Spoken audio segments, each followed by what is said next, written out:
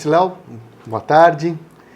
Agradecendo mais uma vez o encontro e procurando resgatar algumas ideias que foram elaboradas num outro momento, que seriam as seguintes. O senhor comentava a respeito da importância da experiência, né, ou das experiências, na perspectiva do desenvolvimento humano e do conceito e da arte, do Kung Fu e do Wing Chun, como possibilidades de ampliar o desenvolvimento humano. Nesse sentido, o senhor sinalizou de que na nossa sociedade, os momentos de aprendizado, de desenvolvimento, de elaboração de habilidades, ou mesmo de conhecimento no sentido mais amplo, se circunscrevem a processos muito formais, previstos, controlados. E o senhor destacou que, sobretudo dentro da atmosfera e do campo do Kung Fu, a informalidade, a imprevisibilidade, a espontaneidade, a oportunidade são muito importantes. O senhor poderia ampliar um pouquinho mais essa discussão? Talvez o elemento, Walter, que seja fundamental para compreendermos ou para ilustrarmos esse processo é a relação mestre-discípulo. Por quê? Porque essa relação é uma relação de convivência. Então, quando eu falo de relação mestre-discípulo, não é meramente eu me vincular a um determinado mestre e me autodenominar discípulo ou receber um determinado documento ou coisa assim. Não é nesse nível que eu estou falando. Ou numa mera formalidade. Exato. O que eu quero dizer é exatamente a relação que passa a existir de convívio entre duas pessoas. Uma pessoa que é um mestre de Kung Fu, e quando falo mestre de Kung Fu, tampouco estou falando de um mestre que foi certificado por uma determinada federação ou entidade, eu estou falando de uma pessoa que tem o domínio desse processo que nós estamos aqui enfatizando como Kung Fu, e esse discípulo, ele ter a possibilidade e a disponibilidade de conviver com esse determinado mestre. Aliás, quero te ilustrar uma experiência que nós tivemos em Toledo, na Espanha, quando nós fomos visitar um mestre artesão, espadeiro. O meu filho, você sabe que gosta muito, né, de armas medievais, e quando ele soube que nós iríamos para Toledo, dentro de uma atividade do próprio Wing Chun, organizada pelo nosso núcleo em Madrid, que inclusive dirigida pelo mestre Marcelo Navarro, né, seu irmão Kung Fu, que você conhece muito bem, ele pediu uma espada romana, uma gladius, mas funcional e não decorativa. Isso é muito difícil, inclusive em Toledo. Toledo nós temos várias lojas, vários lugares que vendem muitas espadas, muitos artefatos de uma qualidade muito diferenciada, né, no sentido artesanal e artístico, mas muito poucas espadas funcionais. E felizmente achamos, né, um espadeiro de tradição que recebeu esse legado de seu pai, e ele falou o seguinte: eu não tenho discípulos. E ao contar sobre a sua história, um dos discípulos do Marcelo Navarro, ele chegou e disse o seguinte: eu gostaria de ser seu discípulo.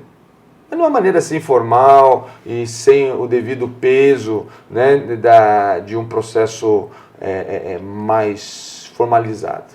E ele, muito sério, esse artesão, ele falou o seguinte: eu não tenho paciência para te ensinar e você não terá paciência para aprender. Né? E obviamente que naquele momento todos ficaram em silêncio e perceberam que estavam diante de um mestre de Kung Fu. Por quê? Porque este senhor, ele sabe muito bem que... Por que ele disse que não tem paciência de ensinar? Porque, de fato, não há como ensinar.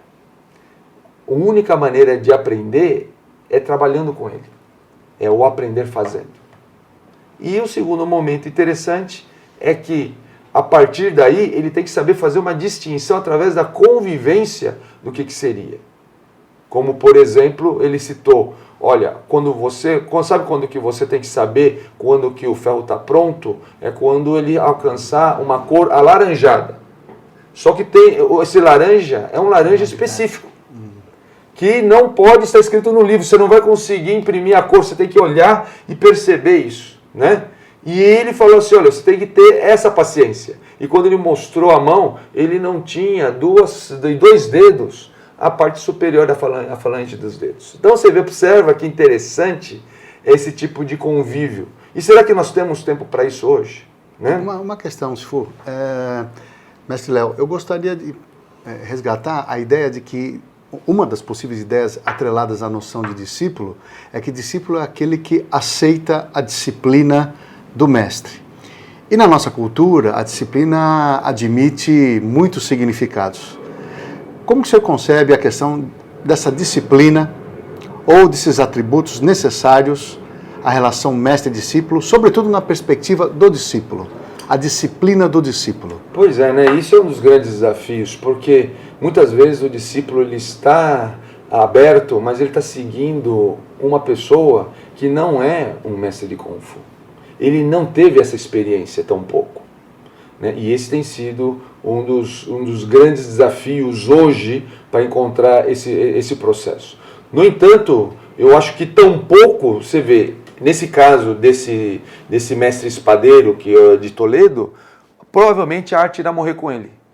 Por quê? Porque há a necessidade de se criar dispositivos que possam encontrar, transformar momentos programados em momentos oportunos, como havia dito. Poder permitir com que esse tipo de conhecimento e esse tipo de transmissão possa ser inserido ou pelo menos conhecido pela sociedade moderna. Então eu acho que aí que entra esse tipo de situação.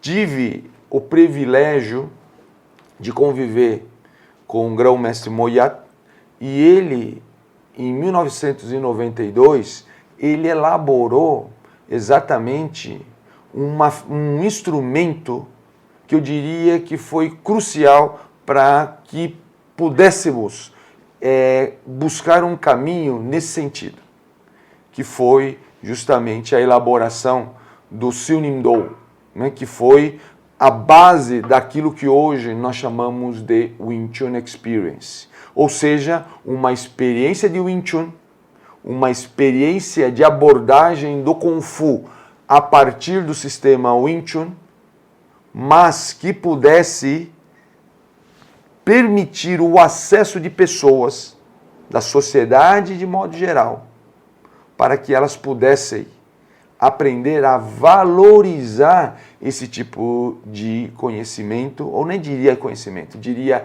experiência, porque ele está muito mais no campo da sabedoria do que do conhecimento, né? Sabedoria que eu estou querendo dizer é no sentido de experimentar algo dentro daquela raiz do sabor, né? Ou seja, experimentando para alcançar alguma coisa que já está dentro de nós mesmos. No que consiste o Siu Nim Do? O significado do termo e quais são os dispositivos, os conteúdos ou as práticas que estão inseridas dentro desta proposição do Wing Chun Experience que o senhor fez menção?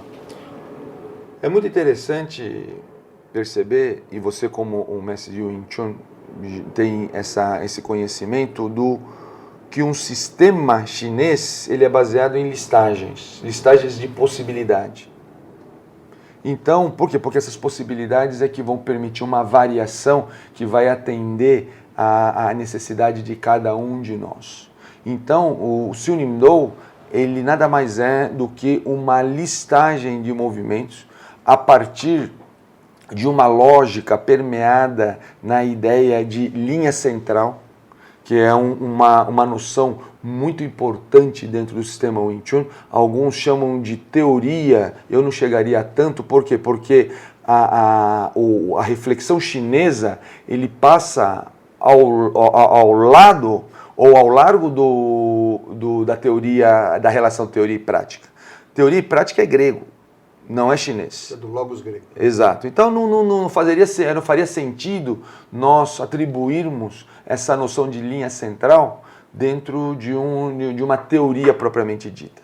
Mas é uma referência muito importante para que nós pudéssemos listar uma série de possibilidades, e essas possibilidades, então, permitiriam com que cada um de nós pudéssemos vivenciar a experiência marcial e, dentro dessa experiência marcial, desenvolvermos o nosso Kung Fu, ou seja, a nossa inteligência estratégica.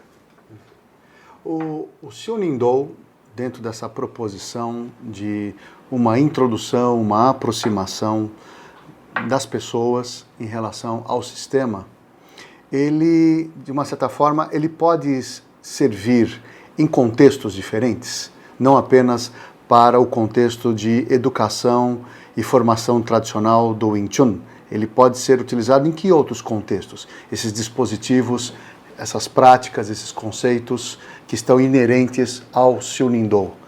Quais são os contextos possíveis de aplicação e de introdução do Wing Chun? Eu acho que essa característica seja de multiplicidade de contextos, tenha sido a grande contribuição de Grão-Mestre Moyat ao desenvolver o Siu Ning Do.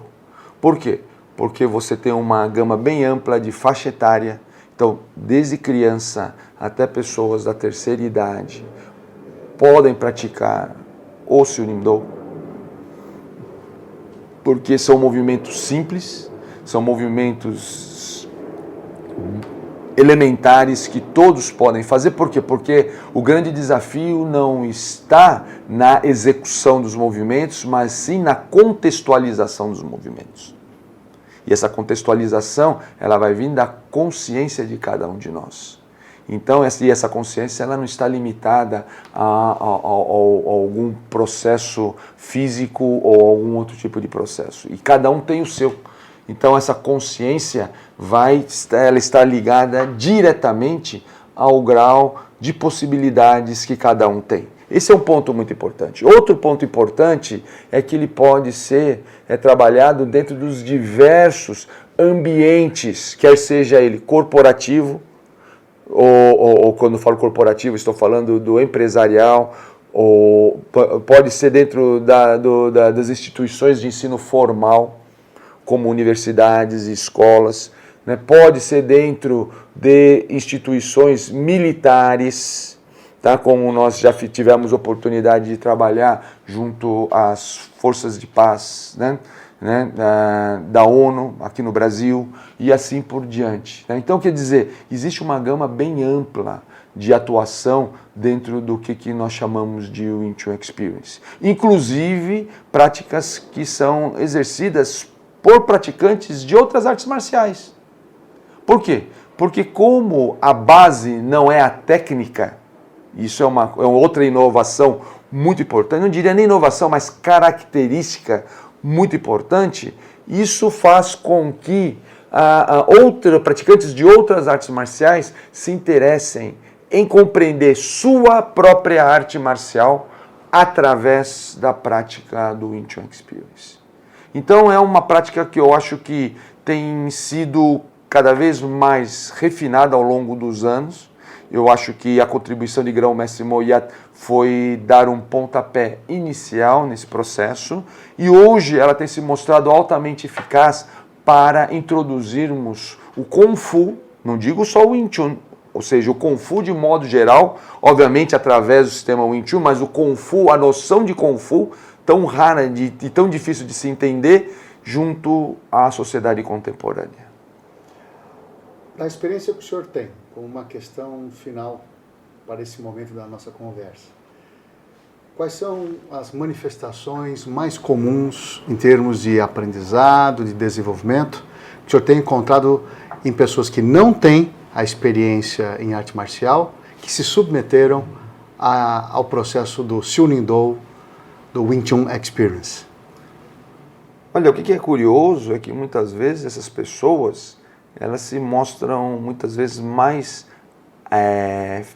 disponíveis para a experiência marcial do que muitas vezes outros que estão tão presos a determinadas técnicas, estão tão presos a determinados preconceitos que para eles precisam primeiro, né,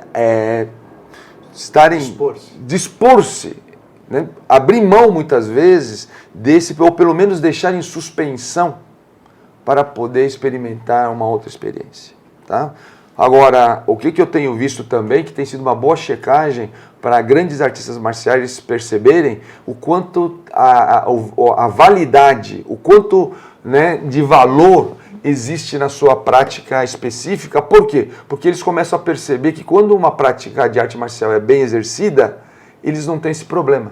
Eles estão abertos para outros tipos de processo, né? Então, eu vejo que o chamado leigo, aquela pessoa que muitas vezes não tem uma experiência prévia em arte marcial, ela tem reagido muito bem a esse tipo de prática, né? Nós temos na Argentina um grupo que é exercido fundamentalmente por mulheres de meia idade.